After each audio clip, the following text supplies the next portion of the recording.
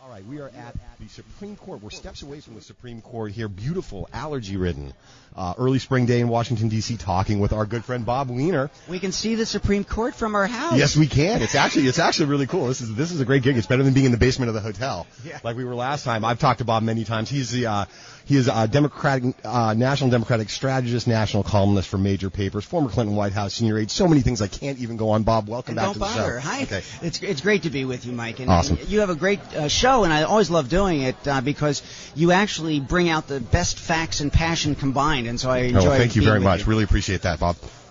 What do we got going today? Today, first day of the Affordable Health Care Act hearings at the Supreme Court. Lots of people yelling, lots of people screaming on both sides of the issue. What's your take? What do our listeners need to know from your point of view? Well, Mike, this is a deadly serious issue. When I was the chief of staff of the House Aging Committee and the Health Subcommittee under Claude Pepper way back in my sordid youth, like 30 years ago, Pepper was telling me, the great Claude Pepper, who was on the cover of Time magazine, and many of our listeners probably never heard of him, and it's sad, but he was on the cover of Time magazine as America's spokesman for the elderly, and I used to say I'll have a conflict of interest because I'll be old someday. Well, right. Now I am.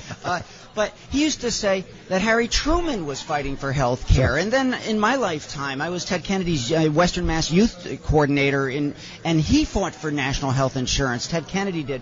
And then, then Hillary Clinton put the health care bill out, and now Barack Obama has put the health care bill out, and actually through a series of tremendous compromises that not a lot of people were happy about, it got passed.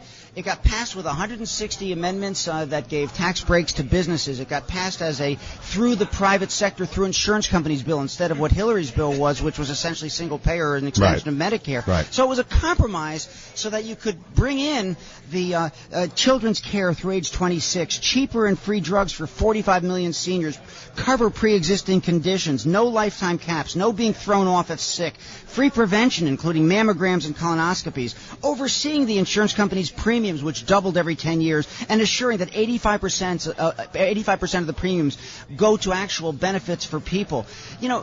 It was to try to do something. It is to try to do something about the fact that the United States is 45th and 49th in life expectancy and infant mortality. We don't have the best health care in the world, and we pay twice as much as other countries because of the insurance company private sector model. It's to try to do something about that and to bring health care to all the some 40 million people that don't have it and give better health care, affordable health care to everybody else in our country who's been conned by insurance companies, and try to improve the system.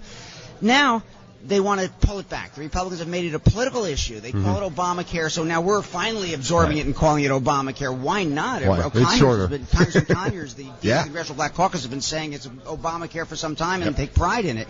But they want to pull it back, and they want to say it's big government intrusion. I just got my Medicare letter. I'm turning 65 in April, and it says, you will have Medicare and you will have this money taken from your Social Security.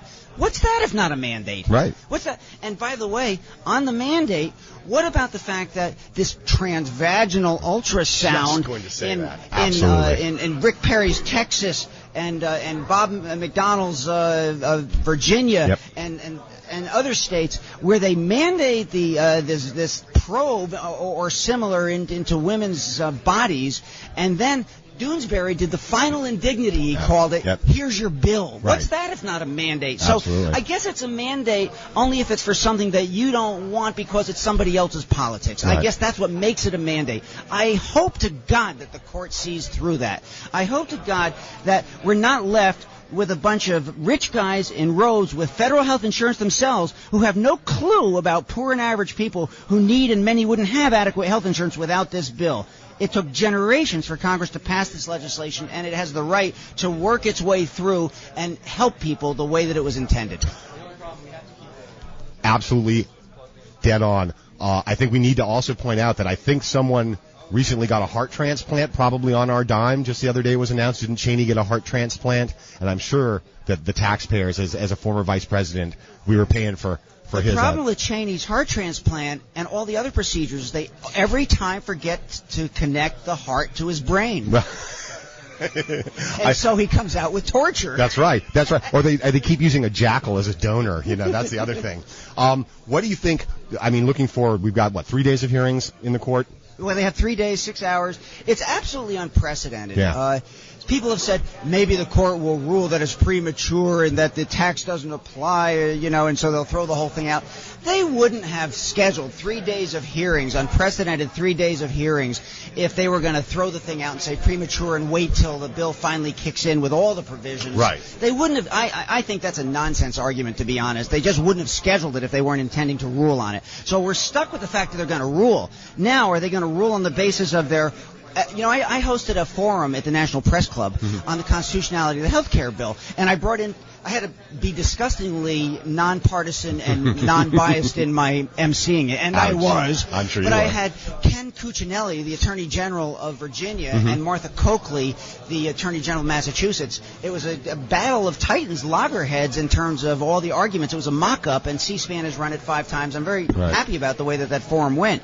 But Cuccinelli even conceded that the court justices will bring in their world political views into the rulings, although I hope that that's not the dominant factor. Yeah. But he said that they will.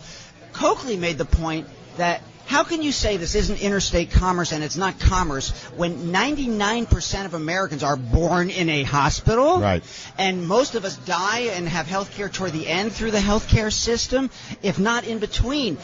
Healthcare is 1/6 of the national economy, so it absolutely must fit into the Commerce Clause. If they rule any other way, then it becomes just like Citizens United, just like Bush v. Gore, and it means that because it's an Obama achievement that the conservatives on the court are ruling against it. Exactly. There really is no justification, given the precedents of Social Security, Medicare, the Civil Rights Act, government power that was established through those kinds of legislation, and how can you say that the health care bill, which is something that we've had legislatively for years and years and years and introduced in the Congress as legislation over and over and over, and finally they get to it, and finally it passes, that it's not proper for the Congress to do. To me, it seems to be an outrage, and the American people should take to the streets if this court rules that they're not entitled to health care. Absolutely. And there's one other fraud I want to Let's do real quick because I got the wrap it up sign from the guy behind you. But I've got to defeat closing the thought. fraud that the Republicans say, just repeal it and we'll enact something that substitutes for it. Right. Nonsense. Bullshit. They didn't do it before. They even argued against the pre-existing condition block before. Yep. They will not do that. It's an excuse to give the power totally back to the insurance companies. So I believe that this court has to take the opportunity and rule in favor of this bill, or they're giving something very desperately needed away that the American people need. Awesome. Bob, thank you so much.